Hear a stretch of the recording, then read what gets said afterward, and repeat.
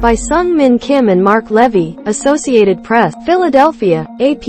If a president's most precious commodity is time, there is no place more valuable politically for the White House this midterm year than Pennsylvania. An energized President Joe Biden returned Friday to the Keystone State, his 15th visit since he took office, this time to attend a fundraiser with Vice President Kamala Harris and other leaders to boost Democratic Senate nominee John Fetterman, gubernatorial candidate Josh Shapiro and other Pennsylvania Democrats. The president laid out the stakes immediately, cautioning the November 8 midterm elections were not a referendum, it's a choice between two vastly different visions of America. Democracy is on the ballot this year, he went on, along with your right to choose, and your right to privacy. And the amazing thing is they're saying it out loud. Political cartoons view all 726 images. The Pennsylvania seat has for months been the most likely pickup opportunity for Democrats in the evenly divided Senate, but as prospects darken for Democratic incumbents elsewhere, a win here is becoming an even more urgent insurance policy for the party to cling to Senate control.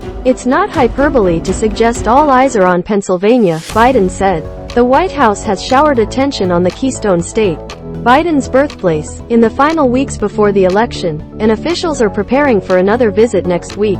Harris told the crowd the party needs to pick up just 2 more seats to pass major Democratic agendas on abortion rights and voting rights.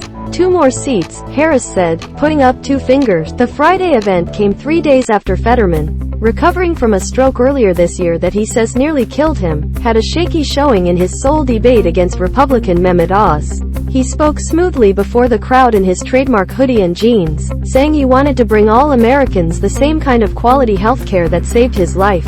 So I may not say everything perfectly sometimes, but I'll always do the right thing if you send me to Washington, D.C., he said to a standing ovation. The dinner at the Pennsylvania Convention Center is the state party's biggest fundraiser of the year, and party officials said the $1 million raised is the most ever for the dinner. Attendees included U.S. Senator Bob Casey and U.S. Representative Matt Cartwright, for whom Biden headlined a virtual fundraiser earlier this week.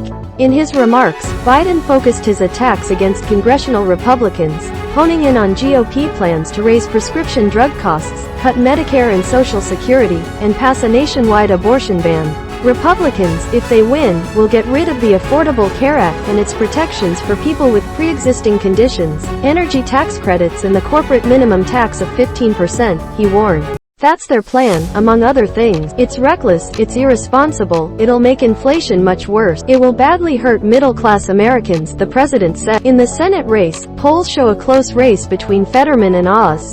The Democrats' debate performance shocked some viewers and sowed concerns among party leaders. A day later, he delivered a smooth 13-minute stump speech in Pittsburgh as his campaign tried to downplay Tuesday's performance, saying Fetterman has always been lousy at debates and that the closed captioning system he used as an aid was faulty. Ravi Balloo, a dentist who is the party's vice chair in Westmoreland County, in western Pennsylvania, heard from a number of friends who were worried or surprised by Fetterman's performance.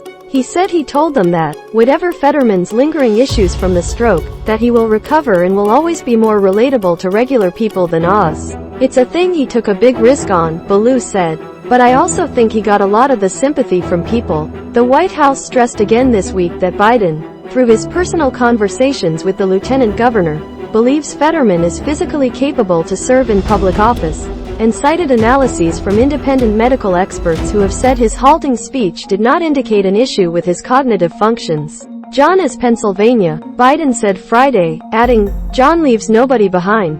Biden viewed parts of the Tuesday night debate and thought Lt. Governor John Fetterman did great, White House Press Secretary Karine Jean-Pierre said in an email Friday. In the meantime, Fetterman's campaign and national Democratic groups are directing attention elsewhere and pouring money into TV ads with a debate clip of Oz in which he says I want women, doctors, local political leaders to decide the fate of a woman's right to an abortion.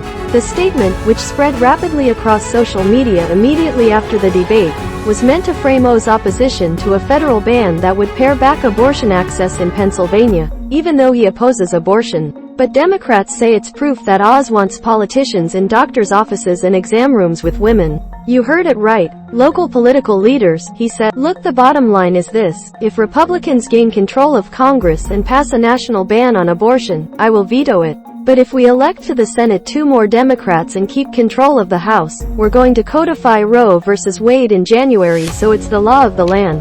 Biden's approval ratings are sagging in Pennsylvania similarly to the rest of the nation, begging the question of whether his presence is good for Democrats in a year when Republicans have political winds at their back. But Biden won heavily in 2020 in Philadelphia and its 4 suburban collar counties, including winning over Republican moderates, and that boosted him to victory over former President Donald Trump.